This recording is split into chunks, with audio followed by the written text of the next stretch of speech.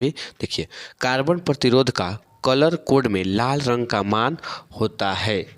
नहीं जानते हैं? अरे बिल्कुल जानते हैं आप। चलिए देखिए, ऑप्शन नंबर सी इसका दूसरा नंबर क्वेश्चन देखिए। दूसरा नंबर 20 सेंटीमीटर फोकस दूरी वाले उत्तल लेंस की क्षमता डायोप्टर में होती है। तो ट्रिक याद रखिएगा, 100/20 कर दीजिएगा, 20×25 100 यानी 5 इसका राइट आंसर हो जाएगा।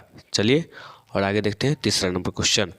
पी टाइप के अर्धचालक में मुख्य धारा वाहक होते हैं, यानी पी टाइप के अर्धचालक में मुख्य धारा वाहक होते हैं। आप जानते हैं कि कौन होगा? ये 3 हो गया। इसका राइट आंसर हो जाएगा, इसका राइट आंसर हो जाएगा छिद्र। चौथा नंबर क्वेश्चन देखिए, लॉरेंटेज बल के लिए कौन सा व्यंजक सही है?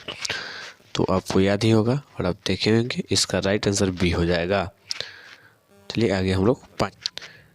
नाभिक से अल्फा कण उत्सर्जित होने पर परमाणु संख्या कितना से घटता है? नाभिक से अल्फा कण उत्सर्जित होने पर परमाणु संख्या कितना से घटता है? तो इसका राइट आंसर हो जाएगा आपको, चलिए, तो नाभिक से अल्फा कण उत्सर्जित होने पर परमाणु संख्या कितना से घटता है? इसका राइट आंसर आपको हो जाएगा +2, यानी बी ऑप्शन इसका सही हो जाएगा। चलिए आगे क्वेश्चन पढ़ते हैं। 6 नंबर, कैथोड किरणें होती है। Option A electron, B neutron, C proton, D photon. तो आप बताइए कि कौन सा इसमें सही है। चलिए मैं बता देता हूँ, इसका सही ऑप्शन हो जाएगा ए इलेक्ट्रॉन। चलिए आगे क्वेश्चन 7 नंबर देखते हैं। किलोवाट घंटा, किलोवाट घंटा। 7 नंबर क्वेश्चन देखिए, किलोवाट घंटा का मात्रक होता है। किलोवाट घंटा मात्रक है किसका? देख लिए, विद्युत ऊर्जा का। किलोवाट घंटा जो मात्रक है वो विद्युत ऊर्जा का होता है। ऑप्शन नंबर बी आपका सही हो जाएगा। चलिए 8 नंबर क्वेश्चन देखते हैं। 8 नंबर पढ़िए क्वेश्चन, निम्नलिखित नाभिकों में सबसे कम अस्थायी है। निम्नलिखित नाभिकों में सबसे कम अस्थायी है। तो इसका ऑप्शन ए में दिया हुआ है, यानी 4/2 He। इसका ऑप्शन नंबर ए सही हो जाएगा। चलिए क्वेश्चन में आगे बढ़ते हैं 9 नंबर के पास।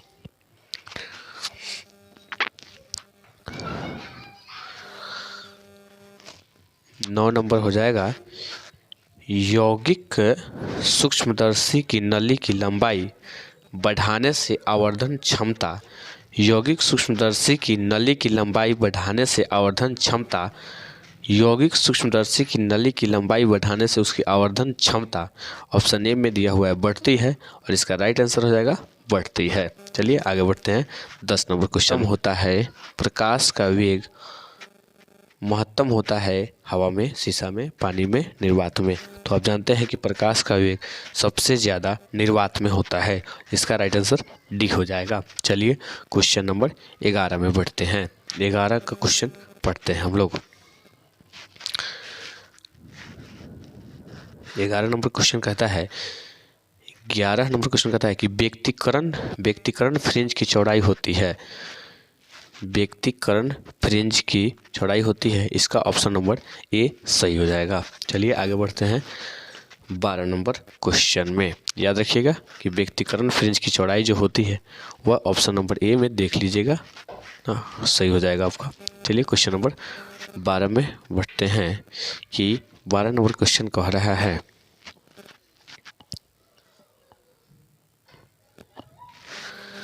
एमीटर का प्रतिरोध होता है। 12 नंबर में है, एमीटर का प्रतिरोध होता है। ऑप्शन ए में है कम, बी में है बड़ा, सी में है बहुत कम, और डी में है बहुत बड़ा। तो इसका राइट आंसर हो जाएगा आपको ऑप्शन सी, बहुत कम। चलिए एमीटर का प्रतिरोध होता है बहुत कम। चलिए 13 नंबर में, द्रव्यमान के भी वेग से गतिमान कण का तरंग दैर्ध्य होता है। इसे एम द्रव्यमान के पी भी वेग से गतिमान कण का तरंग दैर्ध्य होता है लैम्डा बराबर mv/n, फिर लैम्डा बराबर h/mv।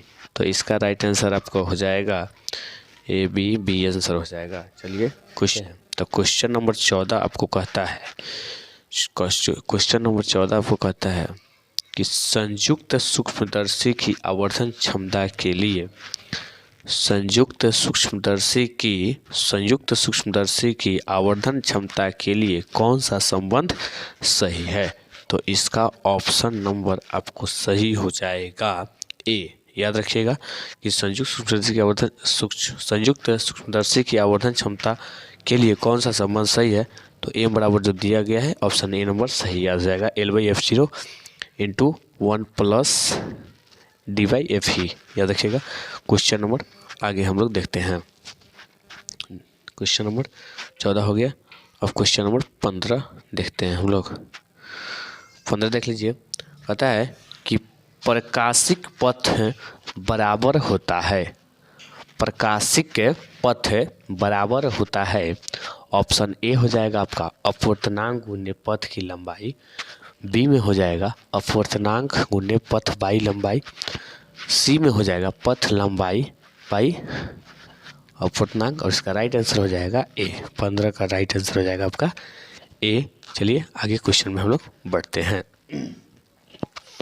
16 नंबर कहता है कि प्लांक स्थिरांक की विमा है। 16 नंबर क्वेश्चन क्या कह रहा है? 16 नंबर क्वेश्चन कहता है कि प्लांक स्थिरांक की विमा है, यानी आप जानते हैं कि प्लांक स्थिरांक की विमा क्या होती है? इसका राइट आंसर हो जाएगा MLT² T इनवर्स। इसका राइट आंसर हो जाएगा MLT² T इनवर्स। चलिए आगे बढ़ते हैं क्वेश्चन नंबर 17 में। अब आप क्वेश्चन नंबर 17 देख लेंगे। अब आप क्वेश्चन नंबर 17 देखेंगे कि लोहा होता है अनुचुंबकीय, प्रतिचुंबकीय, लौहचुंबकीय, अचुंबकीय। तो इसका राइट आंसर हो जाएगा सी, यानी लौहचुंबकीय। चलिए 13 नंबर पढ़ते हैं कि सिग्मा 0 का मात्रक क्या होता है? तो इसका हो जाएगा FM इनवर्स। चलिए हम लोग बढ़ते हैं। 1 वोल्ट बराबर होता है, 1 वोल्ट बराबर होता है 1J के बराबर, 1JC1 के बराबर, 1CJ1 के बराबर या 1JC के बराबर। तो इसका राइट आंसर आपका हो जाएगा 1 वोल्ट बराबर होता है, 1 वोल्ट बराबर होता है J/C। 19 का राइट आंसर हो जाएगा आपको बी। चलिए बढ़ते हैं। 19 का राइट आंसर हो गया बी। 20 में बढ़ते हैं।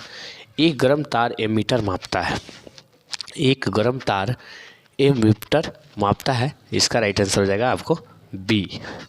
प्रतिवर्ती धारा का मूल माध्य वर्गमान। 20 का राइट आंसर हो जाएगा बी। प्रतिवर्ती धारा का मूल माध्य वर्ग का मान। 21 नंबर क्वेश्चन देखिए। अपचायी ट्रांसफार्मर में कौन सी राशि घटती है? अपचायी ट्रांसफार्मर में कौन सी राशि घटती है? ऑप्शन ए में धारा, बी में वोल्टेज, सी में शक्ति, डी में आवृत्ति। तो इसका राइट आंसर हो जाएगा आपको 21 का राइट आंसर हो जाएगा क्या होगा बताते हैं आपको। ऑप्शन ए में धारा, बी में वोल्टेज, सी में शक्ति और डी में आवृत्ति। तो आप जानते हैं सर कि 21 का राइट आंसर बी हो जाएगा। चलिए क्वेश्चन नंबर 22 में हम लोग बढ़ते हैं। गामा किरणें की तरह होती है, गामा किरणों की तरह होता है। क्या कहता है क्वेश्चन नंबर 22 कि गामा किरणों की तरह होता है। ऑप्शन ए कहता है अल्फा किरण, बी कहता है बीटा किरण, सी कहता है कैथोड किरण। इसका आंसर हो जाएगा राइट आंसर डी, यानी जो अल्फा किरण होता है वह एक्स किरण की तरह होता है। चलिए क्वेश्चन नंबर 23 हम शुरू करेंगे। क्वेश्चन नंबर देख लीजिए 23। क्वेश्चन नंबर 23 देखिए।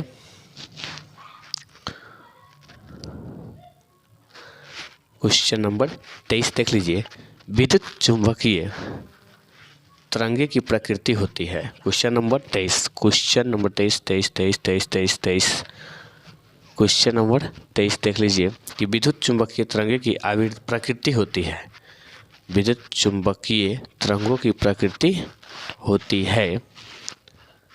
ऑप्शन इसका राइट आंसर हो जाएगा ऑप्शन ए में कहता है अनुप्रस्थ, बी में कहता है अनुदेधर्ज, विद्युत, इसका राइट 23 का राइट आंसर हो जाएगा ए अनुप्रस्थ होता है। याद रखिए विद्युत चुंबकीय तरंगों की प्रकृति जो होती है वो अनुप्रस्थ भी होती है और अनुदेधर्ज भी होती है, लेकिन इसका राइट आंसर आपका हो जाएगा ए अनुप्रस्थ। चलिए आगे बढ़ते हैं 23 नंबर क्वेश्चन में। 23 नंबर क्वेश्चन कहता है कि चुंबक की ज्यामितीय लंबाई तथा चुंबक लंबाई में संबंध होता है। चुंबक की ज्यामितीय लंबाई तथा चुंबक लंबाई में संबंध होता है।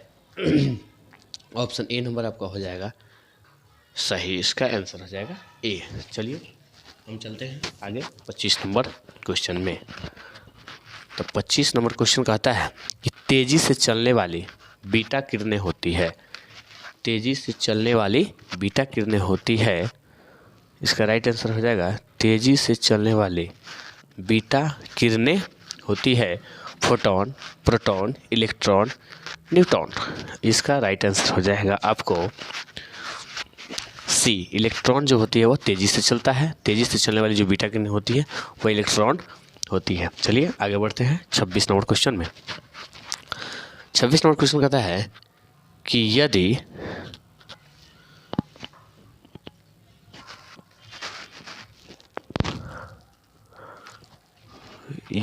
थीटा किसी जगह का नमन कोण है तो tan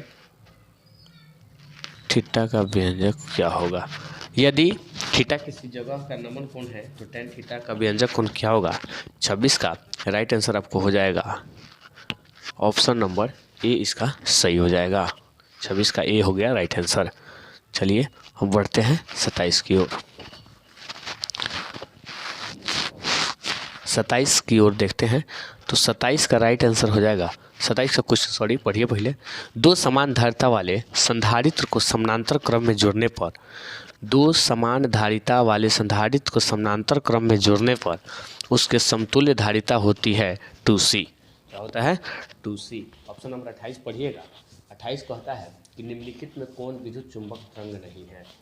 निम्नलिखित में कौन विद्युत चुंबक तरंग नहीं है। तो ध्वनि जो तरंगे है वह चुंबक तरंग नहीं है, क्योंकि ध्वनि कभी सटता उठता नहीं है। चलिए ये इसका राइट 28 नंबर का हो जाएगा सी नंबर, ऑप्शन से हो जाएगा। चलिए आगे 29 नंबर क्वेश्चन में हम लोग 29 का नाभिक का घनत्व लगभग होता है तो 29 का डी हो जाएगा सही। 30 नंबर में निम्नलिखित में कौन राशि का मात्रक वोल्ट वर्सेज मीटर होता है। निम्नलिखित में तो विद्युत क्षेत्र जो होता है उसका आंसर सही हो जाएगा 30 का डी हो जाएगा। 30 का आंसर हो जाएगा डी विद्युत क्षेत्र। 34 में 31 में देख लीजिए 1 mu बराबर होता है 1 mu बराबर होता है 31 कहता है कि 1 AMU बराबर होता है। ऑप्शन नंबर ए इसका राइट आंसर हो जाएगा। चलिए 32 में पढ़ते हैं कि हीरा का अपवर्तनांक करीब किसके होता है। आप जानते हैं कि हीरा का अपवर्तनांक 2.42, यानी ऑप्शन नंबर सी सही हो जाएगा 32 का। 33 कहता है कि दशमिक संख्या 25 का द्विधारी होता है।